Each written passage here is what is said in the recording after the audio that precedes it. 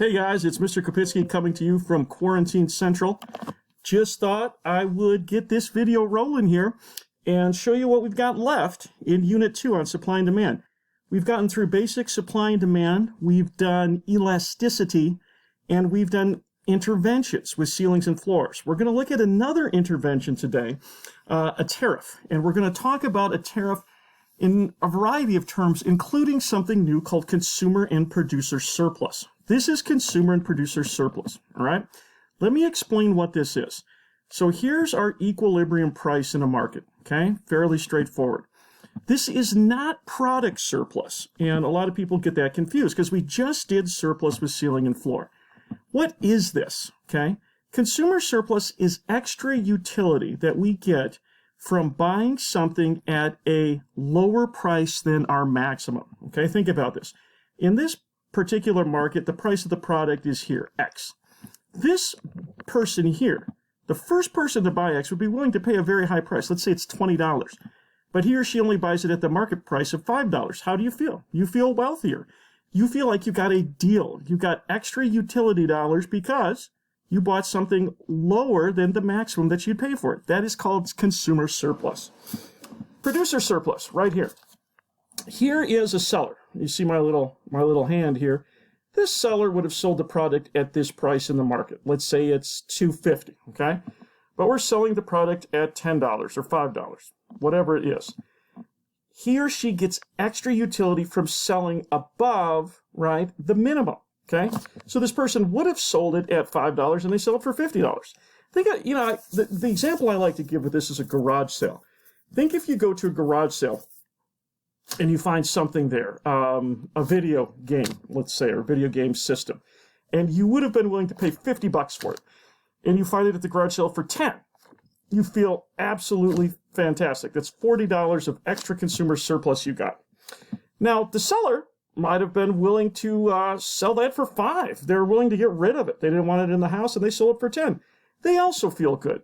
That equilibrium price here is going to give us consumer and producer surplus all the way to the last quantity sold at the last dollar spent.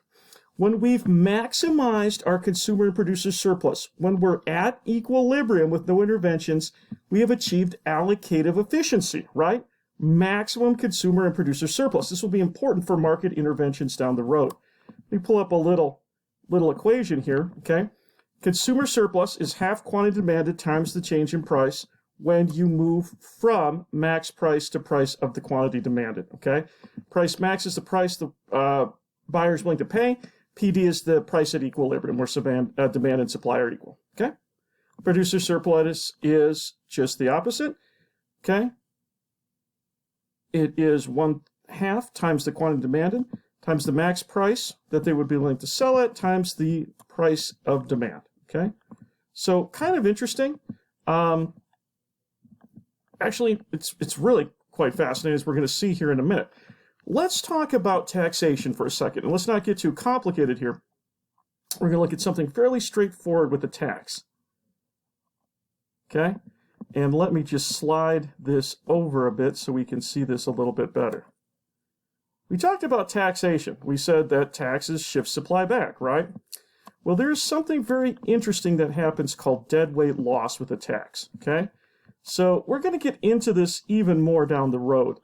But there's our supply shifting back, right? Okay? When we intervene in a market structure that's in equilibrium without the presence of what we call externalities, any intervention is going to result in deadweight loss, lost consumer and producer surplus.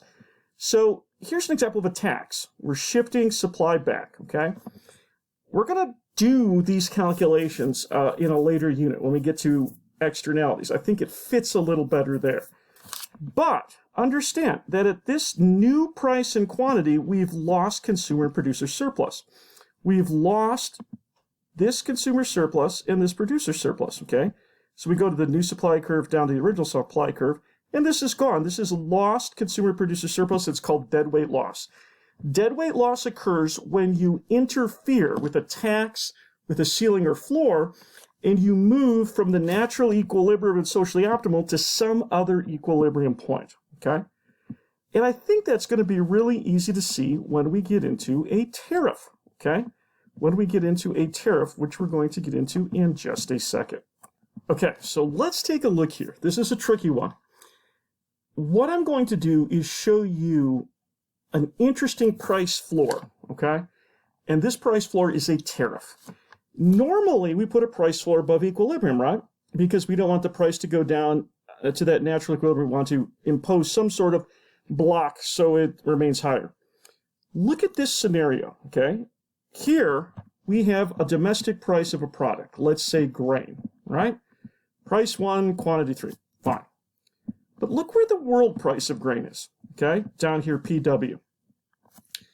If we have free trade and no cost of shipping, we can import this grain at the world price, okay? And sell it in our markets at the world price. What would that do? Okay, what would that do? Let's look at our first equilibrium, P1 and Q3, okay? Where is my consumer surplus at P1? It's here, triangle H, right? That's my consumer surplus. Where's my producer surplus? T, L, and I, right there. Boom, equilibrium. But let's say I can get this cheaper. Let's say I can import this product all the way down here. What does that mean? Well, that means I'm going to consume quantity 5, okay? Quantity 5. Who feels better? Well, consumers do. Where is their consumer surplus going to be? Okay? Well, here's their demand curve. Here's the price. There's the price we're getting it at. This entire area is now consumer surplus. Very simple. The consumers of this grain feel way better. And the consumers aren't just necessarily individuals that are consuming the grain. It could be large companies that are using the grain as feed or something along those lines too. Anyone who's buying the grain as raw material is feeling better, okay? And buying the grain at all, on down the chain, is feeling better, usually. Okay? Look at that increase in consumer surplus, okay? But now, how many producers will be producing at this level? How many producers will be producing? Look at this. Only quantity 1 of the producers will be producing grain, okay? Why? They've been shut out of the market at this world price. The only ones that are able to compete at this market price with the lowest costs are Q1. So where's my producer surplus? My producer surplus is just T, just this right here. Because here's the price that they're getting. There's people that would produce it even less, and there's the producer surplus. So free trade benefits the consumers of a given product versus the producers, okay? Great example of this is steel. In 2004, the Bush administration, not 2004, I'm sorry, early in 2001, before 9/11, the Bush administration put a tariff on steel, right, to try to benefit the steel industry in Ohio and Pennsylvania, key states for re-election, right, and key swing states. And within 6 months, they had repealed it. The economic advisors had told President Bush not to do this. His political advisor said, yeah, this would be a good move politically. What happened was the steel that we were importing, we were used to at the world price, right? So you put a tariff on up here, boom, the price rises. So everyone using domestic steel is now paying a higher price, okay? So here's the new price floor, the tariff. We put a tariff somewhere between the world price and the domestic price. That makes sense, right? Now we've got more quantity demanded or quantity supplied domestically. Our increase in production is going to go from Q1 to Q2 domestically, okay? However, our decrease in demand goes from Q5 to Q4. So we'll be using less steel, but we'll be having more domestic production of it at a higher price, okay? So that's why the tariff is imposed below this equilibrium, but above the world price. So this is really the world equilibrium for steel. A tariff means we can't do it at that price. So we're going to block the steel from coming in and have a price support here where there is a minimum price basically for steel that we're getting. We don't restore all domestic production, but we keep a certain level of benefit here, or a certain level of subsidy by this tariff is subsidizing our domestic producers at the expense of our domestic consumers. So at this new tariff price, look what happens. Okay, here's consumer surplus, KJIH. We've lost the consumer surplus that was down here, we've lost a chunk of this, right, because we shifted this bar up. We're no longer getting LMNRS as consumer surplus. Consumers feel worse off because they have a higher price to pay for steel. Obviously a very controversial thing. Why are we imposing the tariff? Are other countries engaging in unfair trade practices? Are they not following the rules? Are they, is one of the benefits why they can produce at a lower cost that they're using slave labor or child labor? Maybe those are times to start negotiating and dealing with certain tariffs or trade agreements.